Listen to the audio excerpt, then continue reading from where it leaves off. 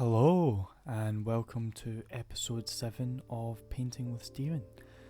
I'm sorry for the belated video, but better late than never, as they say. I was actually in Arran. I live in Ayrshire, so I hopped over to Arran and had a great time. Yeah, so I was there for a couple of days, so as a result this video is a day late, but hey ho, got painting today, so that's the main thing. So as you can see here, this has already had various layers of acrylic, so let me quickly tell you about that. Right now I toned the canvas with an umber, a very washed down acrylic umber. I then sketched out what I wanted, so the archway, the weird sort of gothic building up there, the mountain. I then went in with a grey layer, sort of put my sort of greys in with an acrylic. Then after that I added in black gesso to the sky and to where the water's going to be, and I also left a little white spot on the canvas where the moon now is, and I added in like a little sort of grey crater, also with acrylic. Let all that dry, and now this is my oil layer. So as you can see, I've added some Prussian Blue to the sky, and now I'm going in with a mixture of Umber and Paynes Grey to make these clouds, using a fan brush to sort of create some drama, using Flake White hue because it's not as saturated as titanium, and that is pretty much how I'm doing this sky at the moment. This is all just obviously completely from imagination. These aren't real buildings, this isn't a real scene, this is an imaginary, fantasy-esque composition. Something that I want to improve upon is to bring in better architecture and stuff into my work, so you know, I'm trying to add more of that in because I really love ruins. I have a fascination with them, you know, just sort of these little hints of decayed, you know, collapsed civilizations and places that are just merely a remnant of what they once were. I find the idea very haunting, I find it very mystifying and intriguing, and so that's, you know, I love doing a sort of fantasy-esque paintings with those sort of features in them. I'm also a writer, so I'm 64,000 words into a novel at the moment that will obviously sort of touch upon themes of civilization and religion and all of these sort of fundamental aspects of philosophy, and obviously the arts are not separate.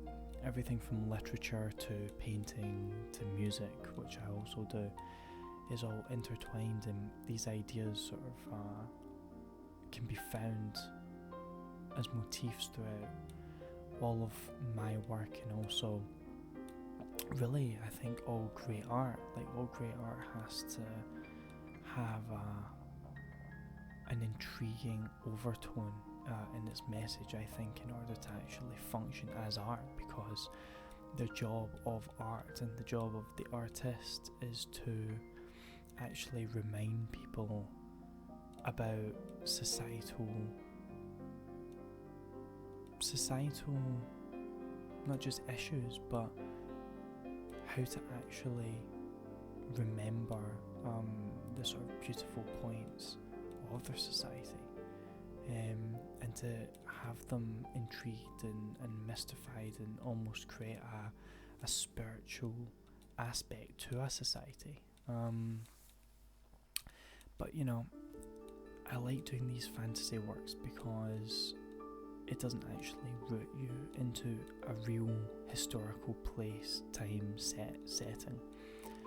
And so you can evoke really interesting things while not actually evoking something specific to a culture or a society. So it's not like I'm painting, for example, the 1641 rebellion in Ireland, or the Somme, or the American Revolutionary War. I'm painting something that's only evoking almost a perennial philosophy, a sort of intriguing motif that you can find throughout all of history and all of time, which is collapse. Not that I am, actually going into this painting, directly trying to do that or trying to do any of these things. I think it's more just, I find the idea of these sort of haunting ruins really, really interesting, purely on a dreamy sort of fantasy escapist level too. Like, I mean, it's one of those things where, like, if I close my eyes and imagine where I want to be, where I want to explore, it would be somewhere very mysterious and haunting within an atmosphere like this. And I think that's why painting things like this really appeals to me. And obviously you can evoke these sort of, like, incredible environments with words, with paintings, whatever, but there has to be some level of intrigue to it, I think, in order to work as a scene, especially if it's made up. If it's a made up atmosphere, I really do think that that's needed.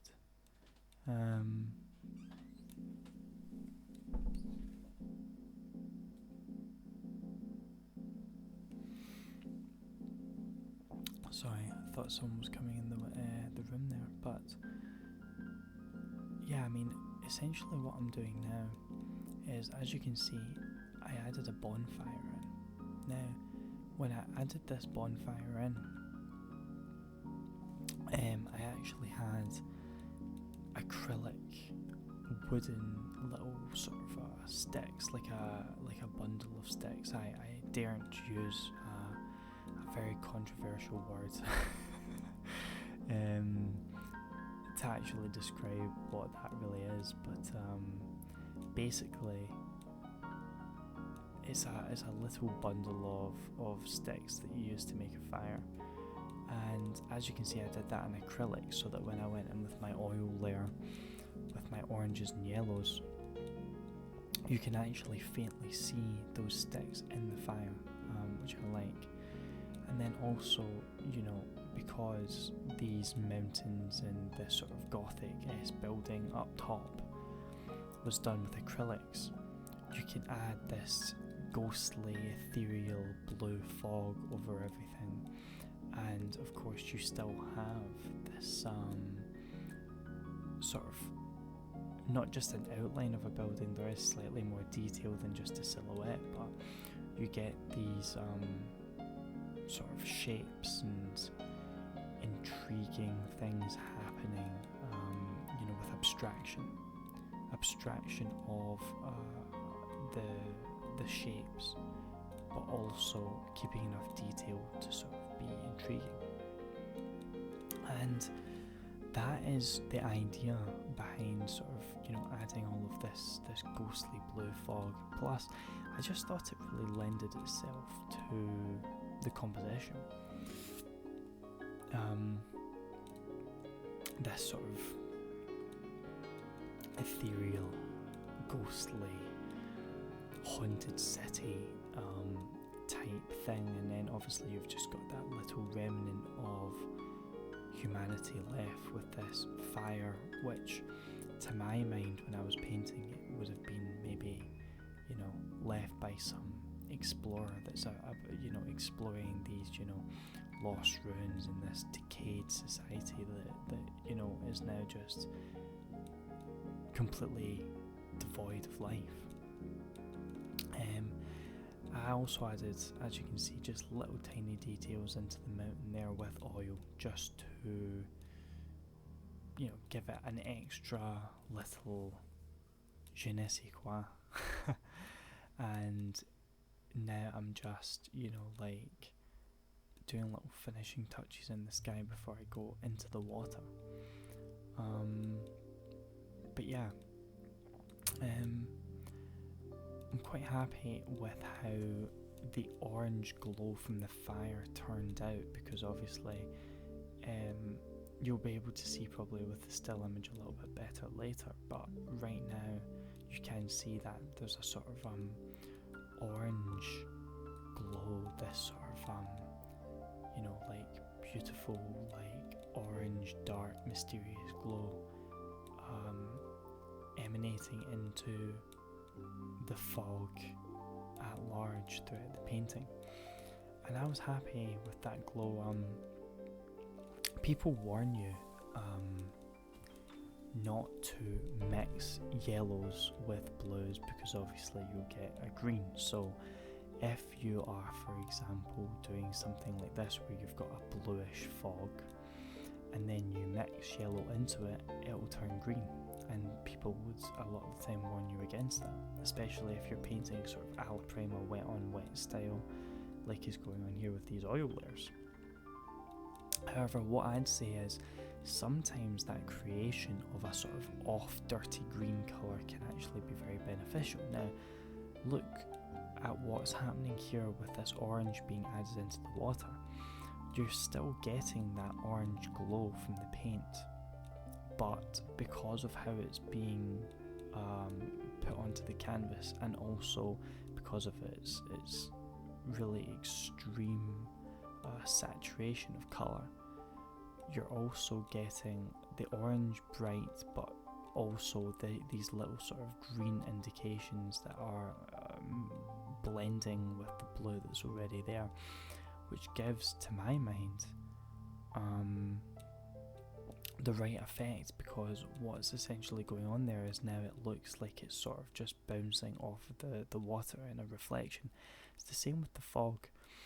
I added the yellow and the orange into the fog, and it gave me this sort of umberish, off greenish colour that, as you can see, does look like an indication of that fire in the mist. I mean, when you think about, like how clouds are composed, a lot of these darker sort of clouds are almost umberish, and if you look at a lot of tonalist painters, like Dennis Sheehan, for example, a lot of his skies were literally just made up of reds and greens to make these dirty browns and these sort of interesting dirty colours. So I think it's very, very interesting, like, don't be afraid to put on some muddy colour, I think. And this is the exact same thing with these little beach banks that I'm creating here, because essentially what I'm doing is I've got my ochreish colour, which is a mixture of yellow, umber and white, and I'm painting these little beachy banks down at the bottom just to give a little indication of land down there. But as you can see, I've also put some into the blue, and it's given me this almost greenish colour, this almost turquoise sort of thinner watercolour, which is what I wanted, so that it looks like the water is going over the land, the sand there. And I think this is a really cool tool. Now I'm going in with a palette knife and just scraping on some white there, just to give little indications of waves, coming on and onto that landmass, onto that sand, and I'm blending it out with a brush just to get it a little bit smoother. But as you can see, like there's still that little indication that the water is moving over the sand, which I sort of like. But yeah, I mean, don't be afraid sometimes to create muddied colour on the canvas, and not everything has to be pre-mixed on your palette. I know a lot of people are obviously a lot more specific with how they do things than I am. You know, I'm a bit sloppy when it comes to a lot of this sort of stuff, but realistically, a lot of your mixing can be done on the canvas, especially when it comes to things like clouds. You know, you put the colour in there and then you just blend it on the canvas, and you know, it amalgamates and mixes with all of the colours already on there, and it can really lend to some fantastic effects. And it's the same, you know, for example, when you're palette knife painting, you know, create some, you know, interesting bumpy shapes with the palette knife and the textured of, you know, the textured oil paint, and then you can sort of blend it out, play around with it. You know, it doesn't have to stay there. It's just a really interesting dynamic way to paint. It keeps it fresh and it keeps it fun as well, you know. But obviously you should have somewhat of a desired effect in mind. I mean, when I was learning how to paint originally, I think I was very guilty of just sort of trying to create scenes on the fly, trying to go in and make compositions, you know, straight onto the canvas, which doesn't work. It didn't work for me, at least. This whole sort of myth of, you know, Bob Ross painting in happy little trees and stuff like that, but he had all that pre-planned, realistically, and so you have to as well at least have a vague idea of what your composition is, even if it's entirely made up. I think that's a very, very important point to getting a good result. So yeah, I'm almost rounding this off now. I've got my water in, I've got my sky, I've got my little bonfire, I've got my moon, and then the moonlight coming into the water, and I've got these sort of ghostly ruins, these ghostly shapes with all of this ethereal blue mist floating around. So I'm sort of happy with the composition there, and I also really like this idea of sort of just a little indication of beach, but sort of in this ethereal way. I quite like the idea of just standing on a little sandbank looking at this, you know, abandoned, creepy ruin painting. So yeah, I'm happy with how it turned out. And thank you for tuning in a day late to episode 7. And see you for episode 8, which will be this week and done in due course. Thank you for listening and watching, and goodbye.